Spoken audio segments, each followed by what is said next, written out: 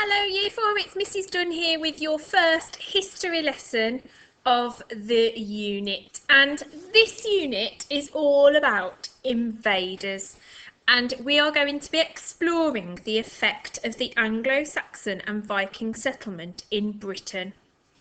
We're going to break our unit into lots of key questions. Some of those questions are going to include who the Anglo-Saxons and the Vikings were and where they came from and why they chose to settle in Britain.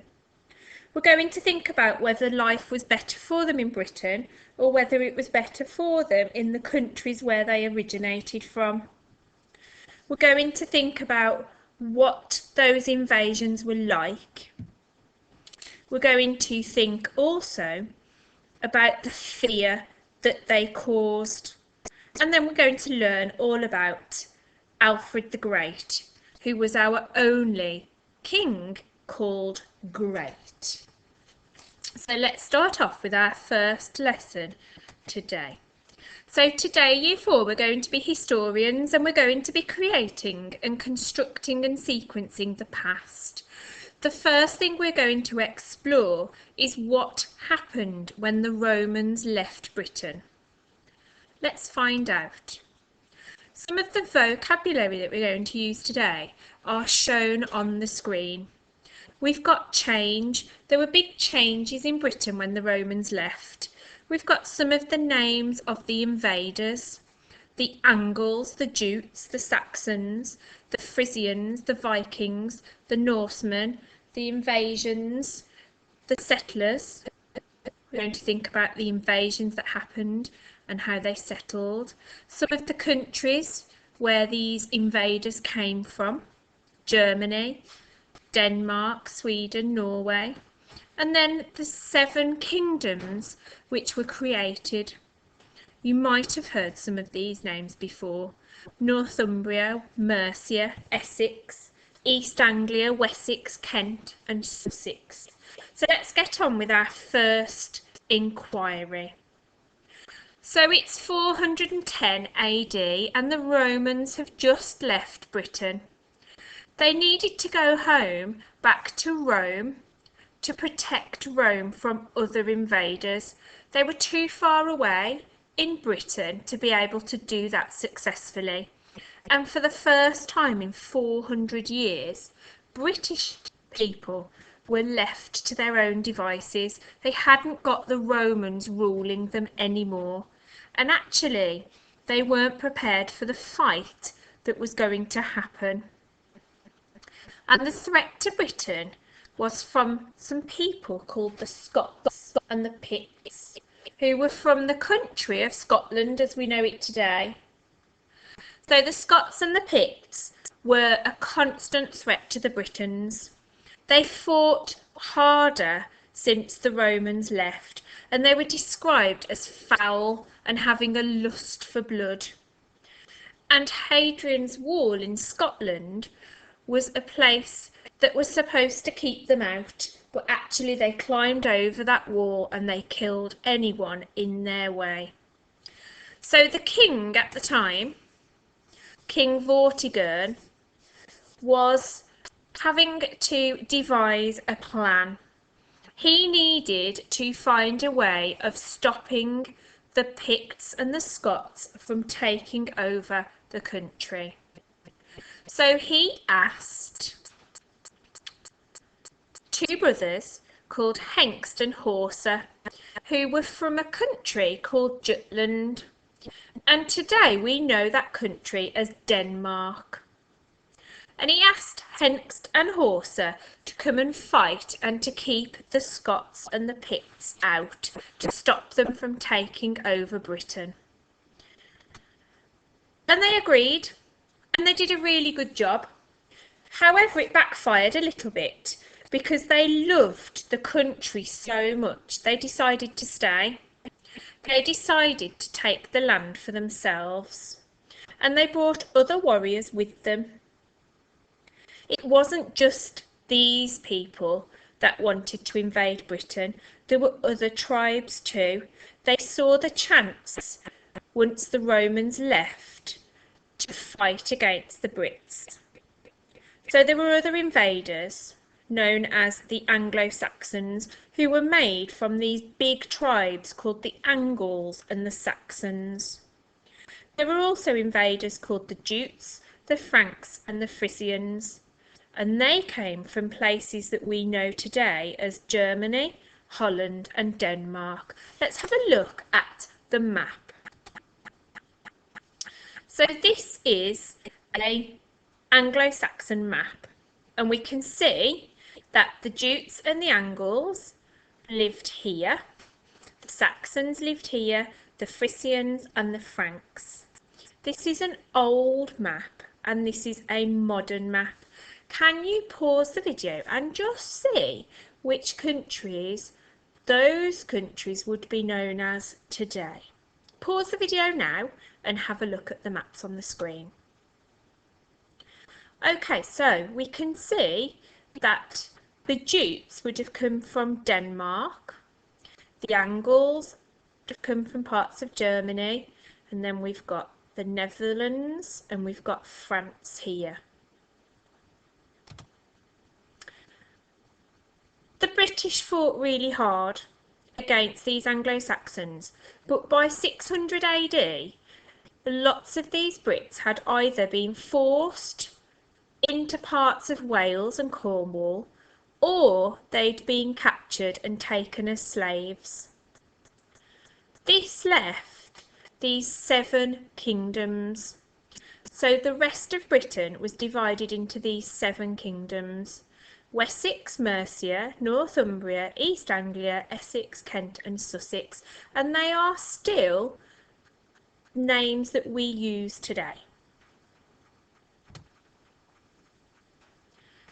Then something happened, and I'm going to tell you what happened.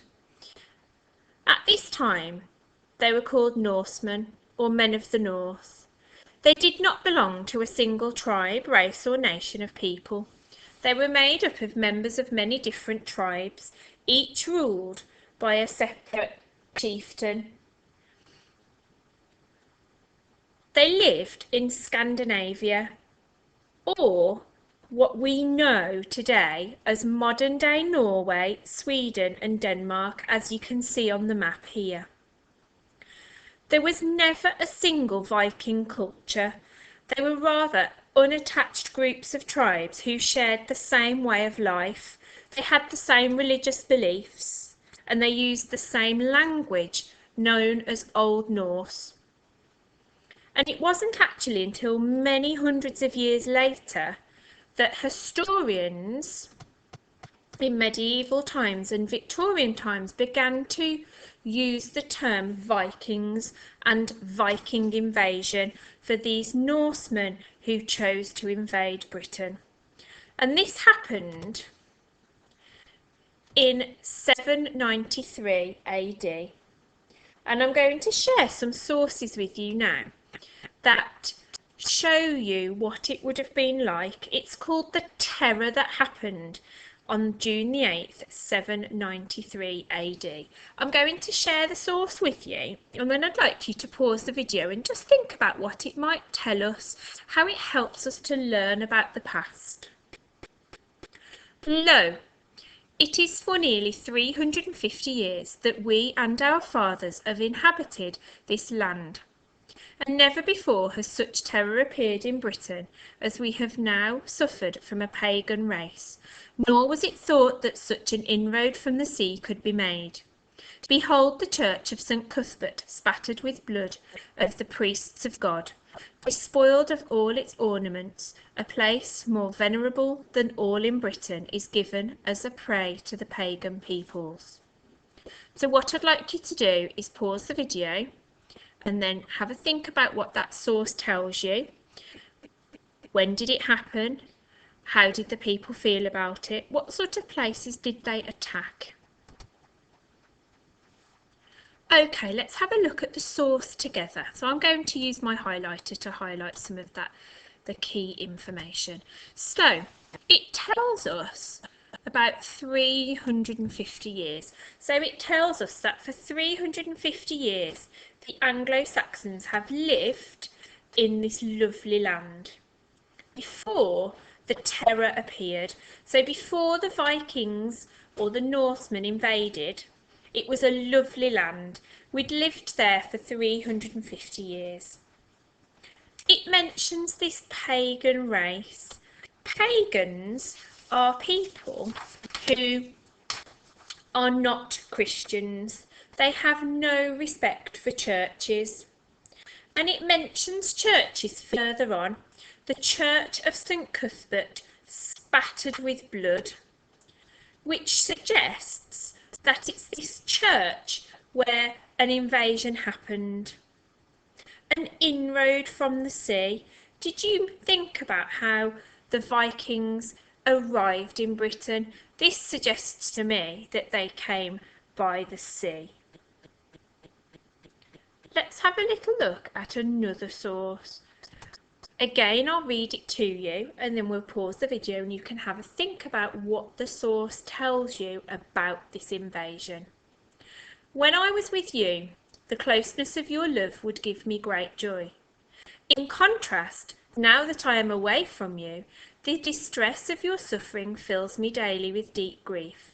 When heathens desecrated God's sanctuaries and poured the blood of saints within the compass of the altar, destroyed the house of our hope, trampled the bodies of saints in God's temple like animal dung in the street. So pause the video and have a think about what that source is telling you. Okay, so let's have a little look at this source here. So again, it talks about distress and suffering, deep grief. If you're grieving, that suggests that people have died. This word heathens here, that is another word for non-believers of God. So how I said earlier about the pagans, this is another word for people who don't believe in God. They've desecrated, they've destroyed God's sanctuary. So that's sanctuary of the church.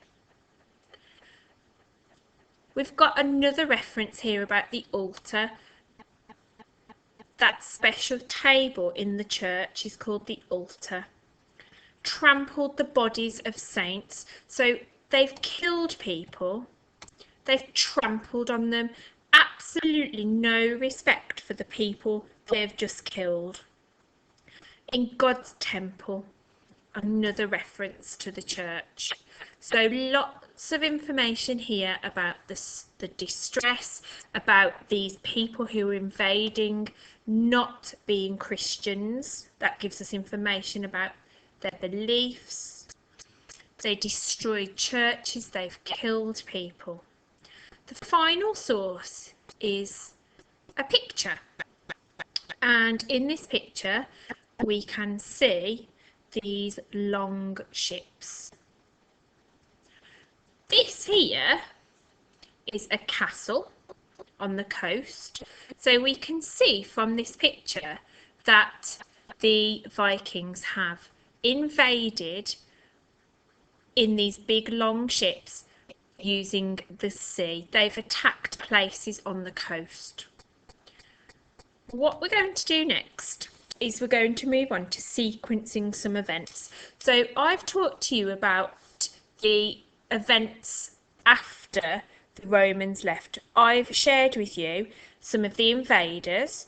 I've shared with you about the Vikings and some sources that show us what it was like when the Vikings invaded. In teams, there are some images. I've got a couple of them here on the screen. There are 9 images that you're going to either print and use to make a timeline, or you're going to use the information on the pictures to create your own timeline on paper. Remember, when you're creating a timeline and sequencing events, you need to look at the year. You need to look at the year that is on each picture. I want you to place the earliest event first, and then you're going to put them in order to show when they happened. When you've done that, I'd like you to come back and we'll go through the answers together. So pause the video, have a look in Teams to find those pictures. You've done a timeline recently for David Walliams, so you should be really good at ordering these events. Remember to look closely at the years. When you've done it, come back to me and we'll go through the answers. Okay, so on the screen now, you can see the order that your events should be in. So we've got the Anglo-Saxons arrive in Britain. They're gradually taking over England. Then those Vikings come and attack from Norway. We've got Alfred the Great. We've got a King of Wessex.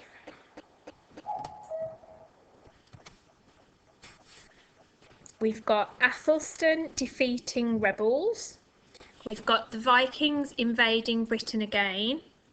We have got Edward the Confessor, and then we've got King Harold being killed in the Battle of Hastings. So that is the correct order. If you'd like to find out a little bit more about any of these events, then you could do some extra research.